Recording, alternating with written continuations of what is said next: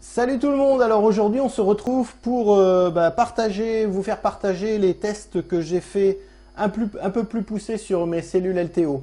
Pour rappel, ce sont des cellules lithium titanate LTO, donc qui font en tension nominale 2,3-2,4 volts et qui sont données pour une capacité de 23 ampères-heure, ce qui fait environ 55 Wh par cellule.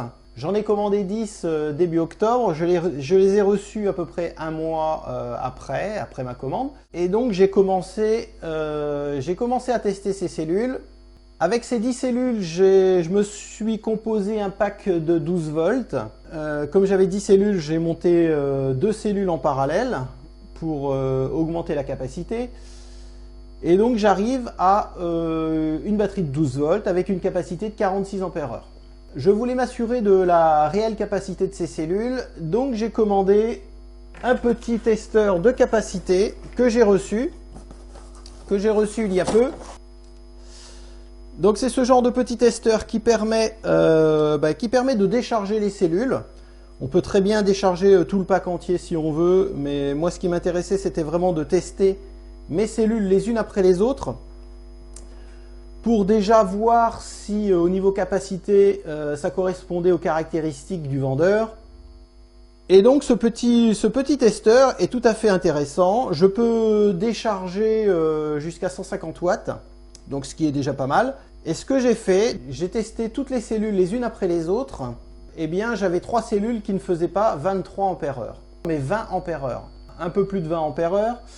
Et donc 7 cellules qui font 23 ampères-heure. Donc voilà une des raisons pour laquelle c'était un peu compliqué d'équilibrer la batterie. Quand on a des cellules qui ont des capacités légèrement différentes, même avec peu de choses, eh bien ça devient très compliqué d'équilibrer l'ensemble du pack, même avec une carte BMS. J'ai contacté mon vendeur qui m'a proposé de me renvoyer 3 cellules de 23 ampères-heure. Donc une petite chose à savoir, concernant ces petites cellules de 23 ampères-heure, chaque cellule de 23 ampères-heure doit peser 560 grammes.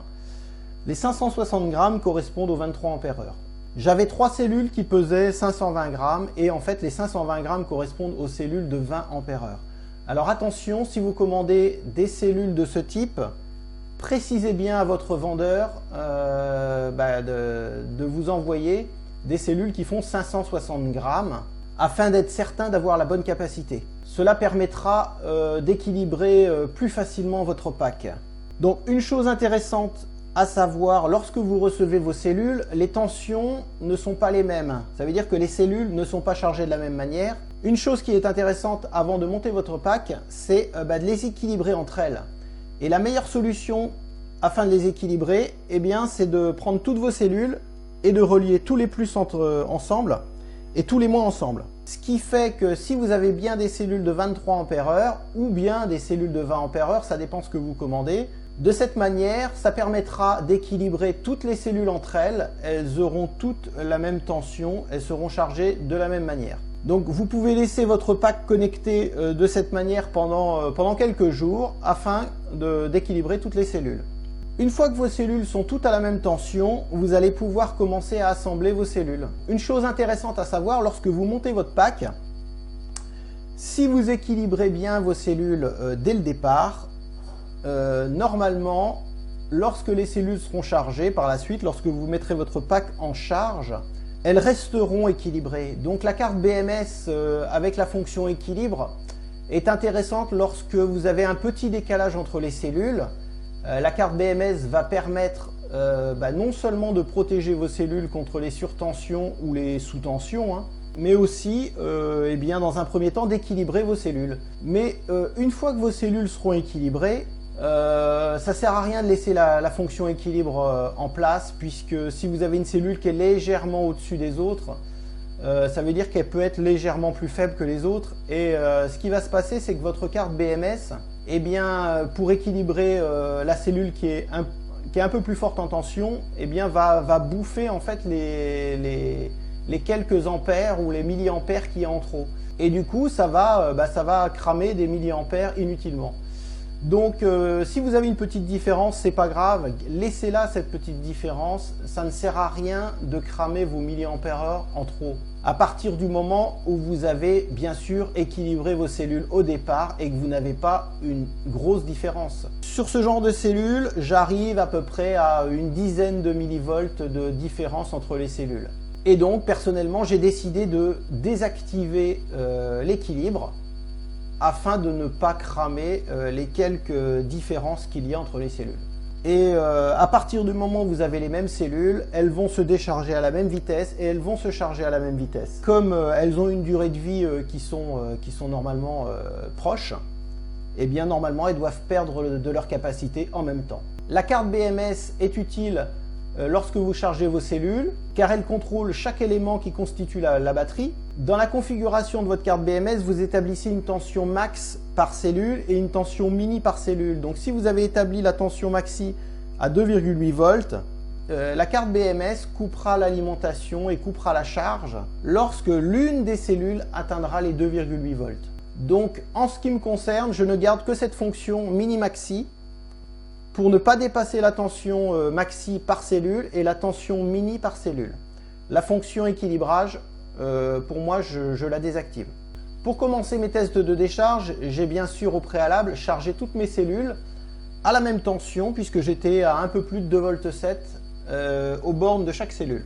Donc j'ai pris mon petit testeur et j'ai commencé à tester une cellule de 20 ampères-heure. Donc le but de la manœuvre, c'était de descendre jusqu'à 1,8 V environ et de pouvoir établir un petit graphique pour voir où se situait en fait le gros de la capacité de chaque cellule. Rentrons dans le vif du sujet, je vais vous montrer un petit graphe qui est intéressant. Donc ce n'est pas un graphique que j'ai trouvé sur internet, donc c'est bien un graphique que j'ai moi-même réalisé grâce à mon testeur. Ce petit graphique, donc je l'ai moi-même réalisé avec les valeurs que j'ai trouvées en testant ces petites cellules. On se rend compte très vite que lorsqu'on branche une charge sur les cellules, la tension baisse très vite. Sur la cellule à 20 ampères-heure, lorsqu'on décharge à 1C, on tombe très vite à 2,50, 2,55 à peu près de tension. Donc ça veut dire que là, sur les cellules à 20 ampères-heure, la capacité commence vraiment à 2,5 volts. Et là, on descend relativement de façon régulière jusqu'à arriver, eh bien, je dirais, à 2 volts. À 2 volts, on a quasiment récupéré toute la capacité de la cellule. En ce qui concerne les cellules de 23 ampères-heure, j'ai fait deux tests. J'ai fait un test à 1C, donc une fois la capacité, et à 0,2 C.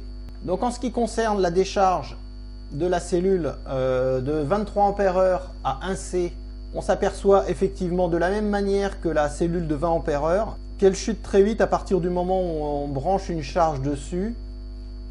On descend quasiment instantanément à 2,55 volts. Après, la cellule se décharge gentiment jusqu'à atteindre, on va dire, les 2 volts en gros. Sur mon graphique, on voit qu'on a récupéré un peu plus de 23 ampères-heure sur la cellule à 2 volts. Et au maxi, on récupère quasiment 24 ampères-heure si on descend jusqu'à 1,8 volt. Donc on récupère seulement 1 ampère-heure de plus à peine, en déchargeant quand même beaucoup plus. On gagne très peu entre 2 volts et 1,8 volt. Et après, ça descend très vite. C'est pour ça qu'il faut bien utiliser une carte BMS pour la décharge, pour ne pas descendre en dessous des 1,6 volt qui est la tension recommandée. Mais de toute façon, entre 1,8 volt et 1,6 volt, vous ne gagnerez quasiment rien, ça descend très vite. En 1C, ces cellules de 23 ampères-heure font totalement la capacité qui correspond aux caractéristiques du vendeur, puisque on arrive en décharge à 1C, on arrive à un peu plus de 23 ampères-heure à 2 volts. Donc là encore une fois, sur des cellules à 23 ampères-heure, la tension d'utilisation de ces cellules pour récupérer quasiment toute la capacité de la cellule se situe entre 2,55 volts et 2 volts en gros, où là on récupère quasiment 98% de la capacité. Et le dernier petit test que j'ai fait, c'est une décharge à 0,2C. À 0,2C, ça veut dire 4,6 ampères par cellule. 4,6 ampères par cellule, ça fait un peu plus de 11 watts. Et là, on se rend compte que la tension, eh bien évidemment, descend beaucoup moins. Lorsqu'on branche une charge, alors évidemment, ça baisse assez vite au départ. La tension max à laquelle on commence à utiliser vraiment la capacité de la cellule, eh bien, se situe à 2,6 volts en gros. On va décharger de façon quasiment linéaire jusqu'à environ, pareil, 2 volts. Où là, après, dès qu'on descend en dessous des 2 volts, ça commence vraiment à baisser très très vite. À 2 volts, on a récupéré 23,7 ampères-heure sur cette cellule, donc ça veut dire plus que les caractéristiques notées par le fabricant. Si on descend jusqu'à 1,8 volt, on récupère un peu plus de 24 ampères-heure. Donc ces graphiques sont quand même intéressants pour pouvoir situer la plage de tension de ces cellules, puisque elles sont données pour être chargées jusqu'à 2,8 volts et utilisables jusqu'à 1,6 volt. Sauf que la capacité n'est pas linéaire sur l'ensemble de ces tensions. En fait, on se rend compte que la capacité de ces cellules se situe entre 2,6 volts et 2 volts en gros, puisqu'on récupère quasiment 95-96% de la capacité entre 2,6 volts et 2 volts de tension. Donc tout ça pour dire que si on souhaite se composer une batterie de 12 volts, eh bien pour moi ça ne sert à rien de faire un montage en 6S, c'est-à-dire monter 6 cellules pour augmenter la tension, puisque on descend au mini à 2 volts par cellule. Et 2 volts par cellule, ça fait 10 volts aux bornes d'une batterie de 12 volts. Donc c'est largement suffisant. La majorité des onduleurs hybrides solaires supportent ce 2 volts. Ça veut dire que pour une batterie de 12 volts, la capacité de ces cellules se situe entre 10 volts et 13 volts, qui est en fait la tension d'une batterie 12 volts relativement standard. Si vous voulez vous monter un pack de 12 volts pour un camping-car par exemple ou un fourgon aménagé, la première chose à faire c'est vraiment de calculer vos besoins en puissance crête pour pouvoir eh bien, calculer combien de cellules il va vous falloir. Si par exemple vous avez besoin de 200 watts crête pour votre camping-car ou votre fourgon aménagé, et bien pour pouvoir arriver à un taux de décharge de 0,2C, vous aurez besoin d'une vingtaine de cellules, donc 2 fois ça, voire 25. Par exemple, si on part sur la base de 25 cellules comme ça, on arrivera à un peu plus de 1300 Wh de capacité, donc c'est largement suffisant.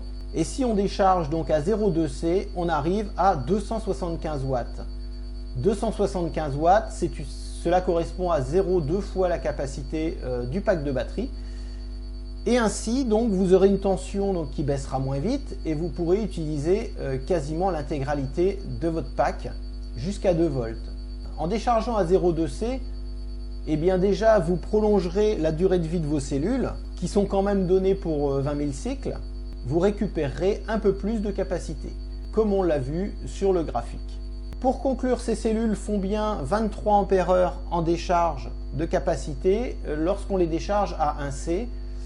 Si on les décharge moins vite, on obtient encore un peu plus de capacité. Donc si on décharge à 0,1C par exemple, on sera au-delà des 25 ampères-heure. Donc ça correspond tout à fait. La seule petite inconnue, c'est la durée de vie de ces cellules, puisque pour le moment, personnellement, je n'ai que 2 mois de test derrière moi, donc on est encore loin des 30 ans. Déjà, on verra au bout d'1 an si ces cellules ont perdu de leur capacité ou pas. Normalement, ça devrait être imperceptible au bout d'1 an. Je vous tiendrai au courant, bien entendu, si il y a eu un quelconque problème avec ces cellules. Je vous laisse le lien du vendeur qui m'a livré ces cellules. Et faites attention lorsque vous commandez des cellules. Demandez bien au vendeur qui vous livre des cellules de 560 grammes qui correspondent bien à la capacité de 23 ampères-heure. Si à la réception vous constatez que vous avez des cellules qui font 520 grammes, contactez aussitôt votre vendeur puisque ce sont des cellules de 20 ampères. Sur ce, je vous souhaite une bonne fin de journée et je vous dis à bientôt.